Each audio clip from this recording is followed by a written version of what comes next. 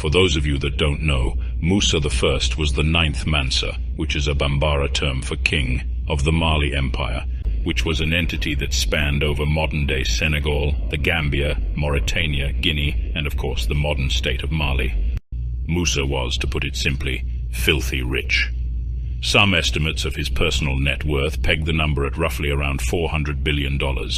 This number was rolled around in 2012. Adjusted to inflation, it would increase even further to $508 billion today, which would make him richer than the current next 2 richest persons in the world, combined. Of course, this is another point of contention surrounding the stories of Musa's infamous wealth.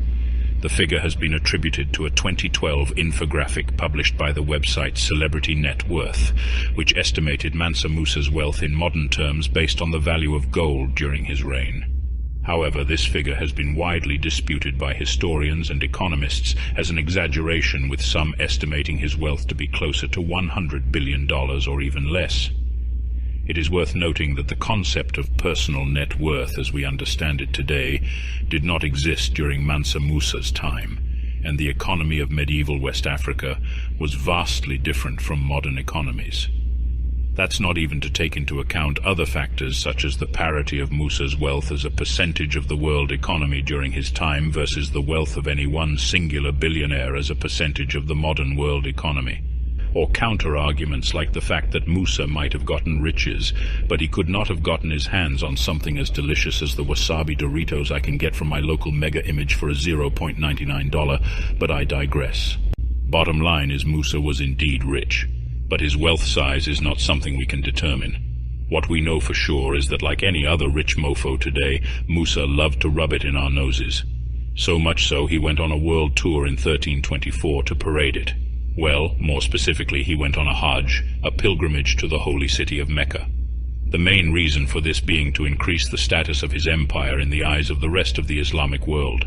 He set out from Mali with a caravan that included, I quote, 60,000 men, all wearing brocade and Persian silk, 12,000 slaves, who each carried 1.8 kilograms of gold bars, 80 camels, which each carried 23 to 136 kilograms of gold dust, end quote.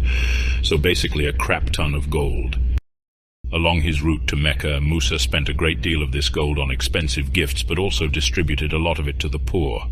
This has given birth to outlandish comments on the internet that his excessive generosity collapsed the world economy. It didn't, or that the financial effects of it lasted for decades. They didn't.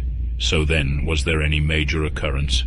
Well, there was indeed in the Mamluk Sultanate, the entity that existed during the 13th and 16th century and incorporated Egypt.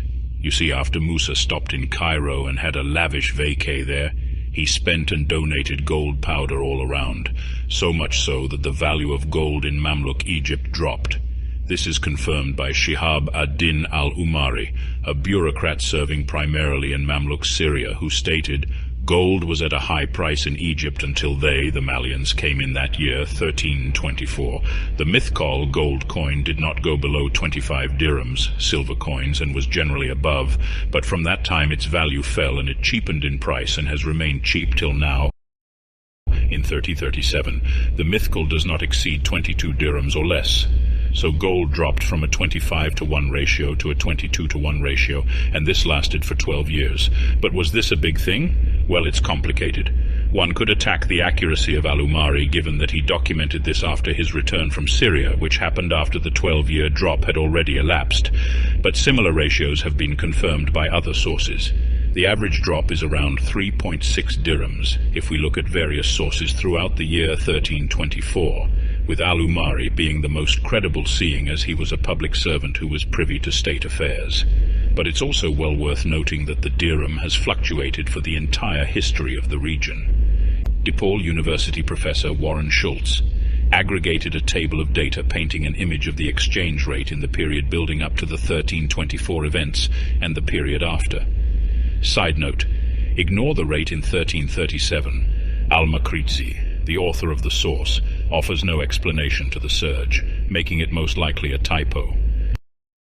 The first thing that strikes us looking over the chart isn't that Al-Makrizi's cat most likely disrupted his scribbling, but that contrary to Ulumari's claims, there had been fluctuations to the mythical, and it continued to fluctuate well after the famous Hajj. The mythical was not as stable as claimed. Ulumari may have either fallen victim to hyperbole, error, or might have been exaggerating for the sake of criticizing his boss and his policies, the Mamluk Sultan Al-Nasir Muhammad. More impressive is the decline in 1300. The dirham mythical ratio fell rapidly from 25.5 to 1 to 17 to 1 because the Mongols captured Damascus and people in Cairo panicked. A far steeper fall of 8.5 units compared to Musa's 3 units.